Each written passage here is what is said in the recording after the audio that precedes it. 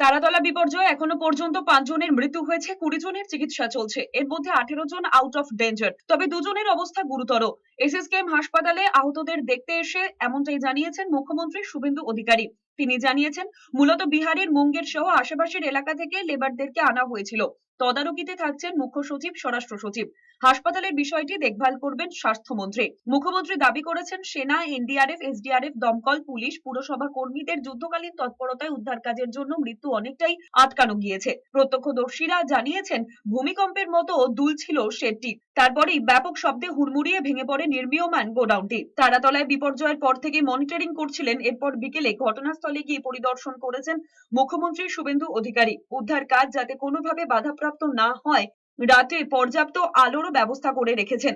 আহতদের যাতে দ্রুত উদ্ধার করে গ্রিন করিডোরের মাধ্যমে হাসপাতালে নিয়ে যাওয়া যায়, সেই সব নিশ্চিত করতে প্রশাসনিক আধিকারিক এবং সংশ্লিষ্ট দপ্তরের মন্ত্রীদের নির্দেশ দিয়েছেন। ঘটনাস্থলে অগ্নিমিত্রা পাল, শারদত্ত মুখোপাধ্যায়, ইন্দ্রনীল খাঁ, কলকাতার পুলিশ কমিশনার, দমকল বিপর্যয় মোকাবিলা বাহিনীর আধিকারিকদের সঙ্গে একপ্রস্ত বৈঠক সেরে নেন মুখ্যমন্ত্রী।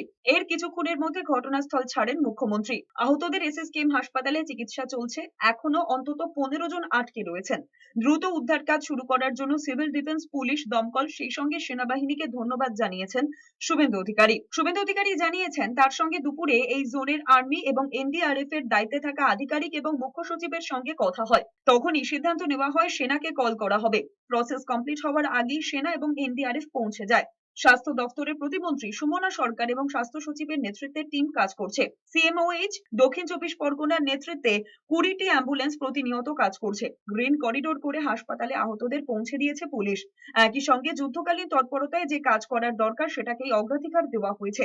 সোশ্যাল মিডিয়ায় তারাতলায় উদ্ধার কাজে একটি ভিডিও পোস্ট করেন মুখ্যমন্ত্রী। এখন অব্দি মোট 25 জনের রেস্কিউ করা গেছে, তার মধ্যে 5টা ব্রড ডেথ আছে আর 20 জনকে এখানে অ্যাডমিশন দেওয়া হয়েছে। তার মধ্যে দুটো ক্রিটিক্যাল আছে। এখানে স্বাস্থ্যমন্ত্রী, স্বাস্থ্য বিভাগ, ডক্টরসরা তারা চেষ্টা করছেন। 18 জন আউট অফ ডেঞ্জার আছে, 2 জন ক্রিটিক্যাল আছে আর 5টা ডেথ এসছে। ম্যাক্সিমামই বিহার থেকে লেবারদেরকে আনা হয়েছিল, মুঙ্গের এবং অ্যাডজয়নিং এলাকা থেকে।